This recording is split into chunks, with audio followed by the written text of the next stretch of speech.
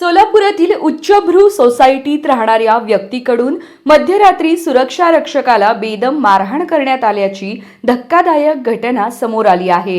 ही संपूर्ण मारहाणीची घटना मोबाईल कॅमेऱ्यात कैद झाली असून त्याचा व्हिडिओ समोर आल्यानंतर मोठी खळबळ उडाली आहे।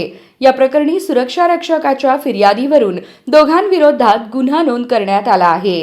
ही घटना सोलापुरातील विजापूर रोड परिसरातील पनाश अपार्टमेंट येथे घडली आहे। संशयित आरोपी प्रसाद वनपरके हा मध्यरात्री सुमारे 2 वाजता आपल्या भाच्यासह सोसायटीत आला। यावेळी कर्तव्यावर असलेले सुरक्षा रक्षक शशिकांत मोरे यांनी गेट उघडण्यास उशीर झाल्याच्या कारणावरून दोघांनी त्याच्याशी वाद घातला। यानंतर दोघांनी संतापाच्या भरात सुरक्षा रक्षकाच्या हातातील काठी घेऊन त्यांना मारहाण करण्यास सुरुवात केली। एवढ्यावरच न थांबता प्रसाद वनपरके याने सुरक्षा रक्षकाच्या छातीवर बसून बेदम मारहाण केली। या घटनेत सुरक्षा रक्षक जखमी झाले असून संपूर्ण प्रकार मोबाईल कॅमेऱ्यात कैद झाला आहे। या प्रकरणाचा तपास पोलिसांकडून सुरू आहे।